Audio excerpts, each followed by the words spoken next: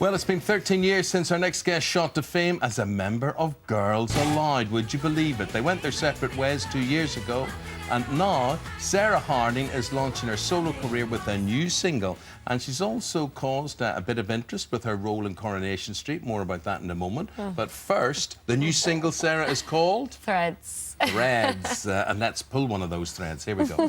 Very good, but what did it feel like doing that without the rest of the girls? It was very strange, it was, but it was a really fun day. It's just there was so much more to do, but at least it kept me busy. You see, when I did a video with the girls, we would have to sit and wait while we did all our solo shots, so there'd be a lot more hanging around, put it that way, so there was a lot more to do. Every time I work with any girls, no matter who they are, the day is spent with people applying lip gloss. Yes. And I'm not looking at anyone in particular here. You know, lip gloss wears off quickly, doesn't it, does. Sarah? We needs eat it. reapplying. We look if it's flavoured as well. Yeah. We do a lot Do of that. people really notice the difference? Snogging, that's terrible for lip gloss. There's not much of that going on. You didn't keep kissing me, it wouldn't come off, would it?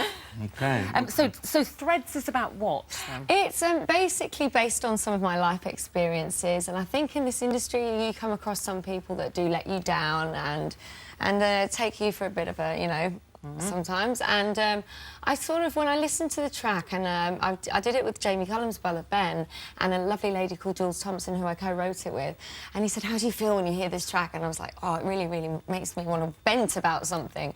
And it was at a point in my life where I just wanted to get it off my chest, really. Well, I'm going to listen to the lyrics more closely now. Yeah, because after that. you know, in this industry, a lot of people try and cash in on you and things like that.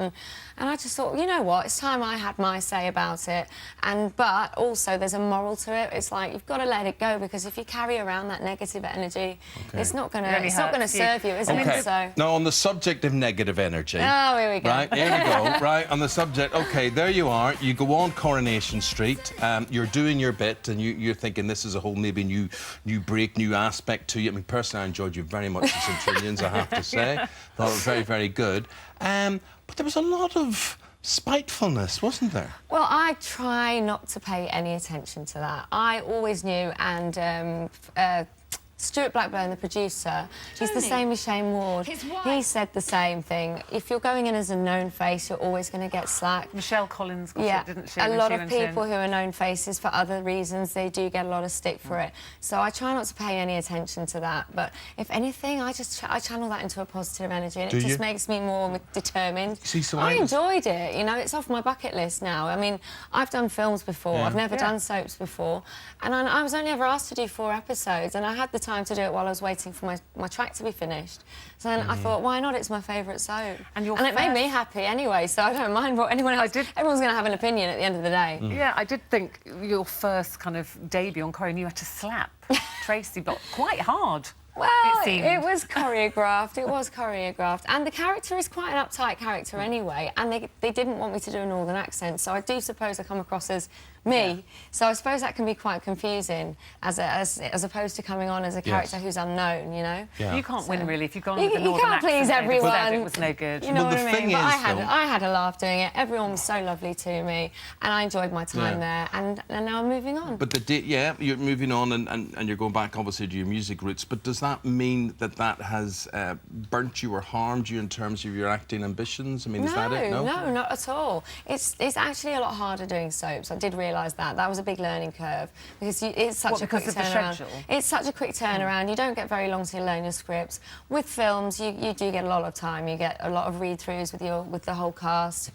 And it takes a lot longer to do a film. It takes 3 months, whereas you're filming a few scenes in a week. So we said the single Threads is out on Friday, but so are you doing an album? Because you wrote this yourself. I wrote. It's an EP at the moment, because I wanted to get something out this year, because I've been working on material for such a long time, and I keep promising it was going to come. And then at the beginning of the year, being the perfectionist I was, I just said, no, do you know what? I just want to start again. Everything sounds dated. Yeah, so you look at it again and think, well, does it sound right? Yeah, I just felt everything I'd already done sounded dated, and I wanted to just scratch it all and go back to my roots, get some real instruments, and go back to my rock chick roots. Right, so you had a load of material, you had an album ready there, and then you went, no. No, I want to start again. Oh, no. I know, and that's why it's an EP, partly, because I wanted it out this year. I said, it's now or never. I'm going to write 3 tracks, and I did a remix, and then we'll see how that goes, and then take it from there. I mean, but I've got so much to write about. I've had a very colourful life. Yeah, I've had a colourful life. I remember one day, I don't know if you remember this, sitting in a double-decker bus with you. Just out here it was, yeah. Sitting with a double-decker bus. It wasn't out here. Wasn't it? No, it wasn't here at all. And, we got talking, and didn't you tell me you used to work? Was it you used to work in a call centre as an operator? I had many jobs when I was trying to make it as a singer. Yeah, I was doing the circuits, and I had about 3 or 4 jobs going at the same time. I was really working hard. Yeah. No, you told me a very funny story that I can't repeat on TV, but it was very, very funny, and I'll share it with Ruth during the break. But interesting. Listen, you have lived a life. Continue to live it. Continue peeling all those threads and doing what you do. Thank you. But Thanks for having me. it's exciting. Did I spot a bull in your that video? The metaphor was, I like to write in metaphors. You know, life's a roller coaster. Ride it like a rodeo. And I said to the director, we've got to get a rodeo. Yeehaw! Yeehaw! Did you regret that? Painful. I was in so much pain the next day. I can't tell you. In all your important little places, But which you we know won't what? go into. It's worth, yeah, but it was worth all. It was worth every ounce of pain. Did you ever meet Cilla Black? I did. I did. Bless her. And I even sang Anyone Who Had a Heart on Pop Stars. It was my second week singing live. That takes a big voice to do that, doesn't it?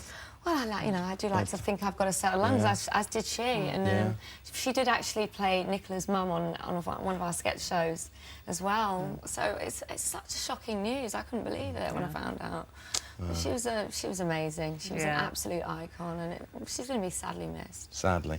Look forward to the album that follows the single when you get round to it. Yeah, and seeing you again acting somewhere, doing something. I think we'll stick to films. Thanks, Sarah. Thank you very much indeed. Thank you very much indeed. Do you know